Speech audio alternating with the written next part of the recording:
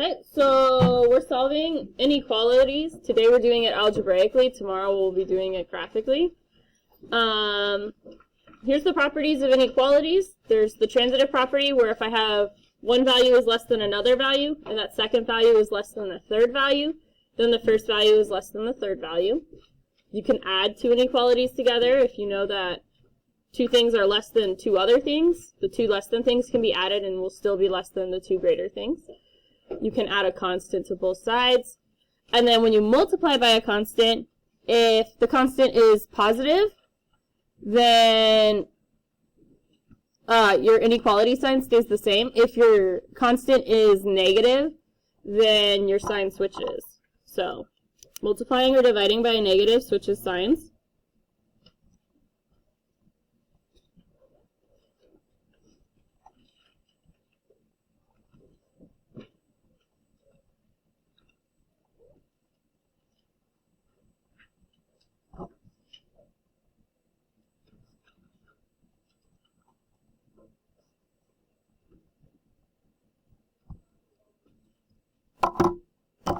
Which is inequality signs.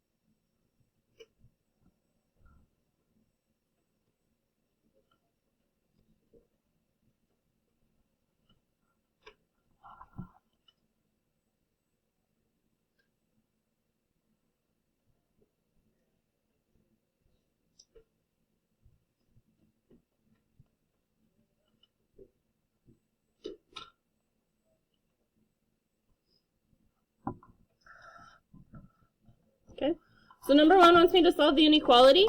It's kind of like solving an equation. I want to get all of my variables over to one side and all of my numbers to the other. So I am going to move the 3x to both sides. So I'm going to subtract it.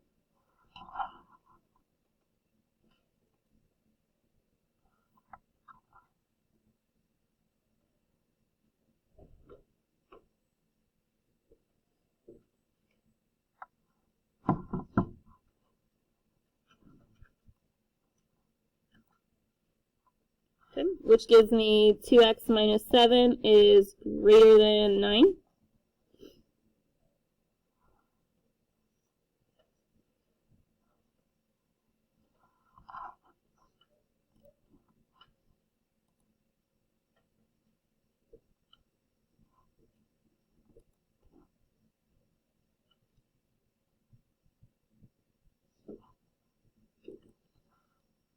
Okay, then I want to add 7 to both sides. So I get 2x is less than 16. I mean greater than 16.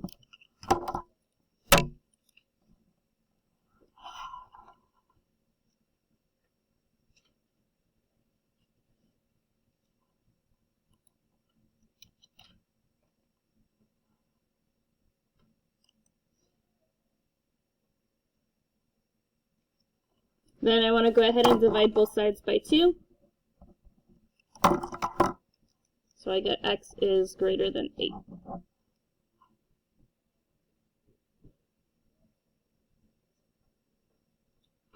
Questions on number 1?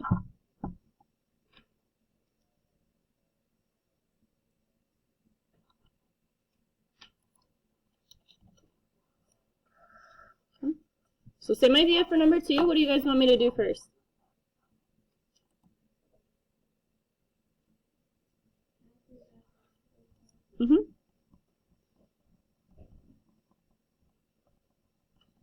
So then I get 1 is greater than or equal to, what's 1 plus 3 halves? 5 halves x minus 4.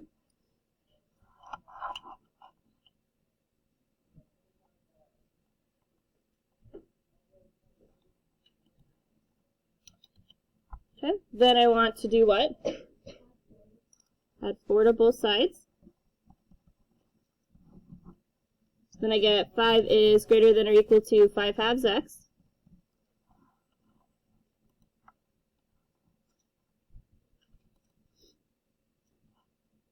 You guys remember how I get rid of the fraction? Okay, I can multiply by 2 on both sides. So that'll get me 10 is greater than or equal to 5x. And then what do I want to do? Divide both sides by 5. So I get 2 is greater than or equal to x. And typically with inequalities, we always write the x first. So when I flip the x, I'm also going to flip the side the x is on. I also flip the sign of the inequality. So x is less than or equal to 2. Okay, so the last thing I have is compound inequalities. This is when I have something on the left side, something in the middle, and then something on the right side.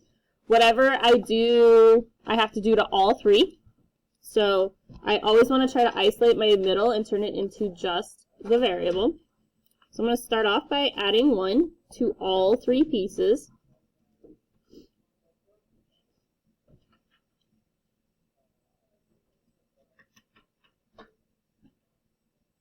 So that's going to give me negative 2 is less than or equal to 6x is less than 4.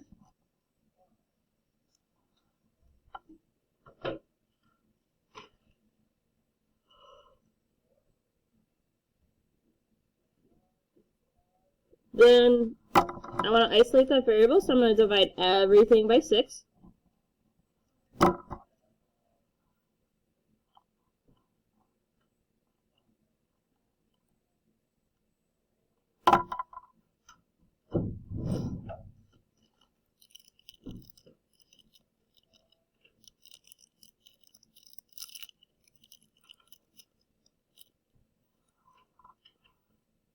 So then that's going to give me negative 1/3 is less than or equal to x is less than 2/3. And then now that my x is all alone, I am done with this problem. Questions on number 5?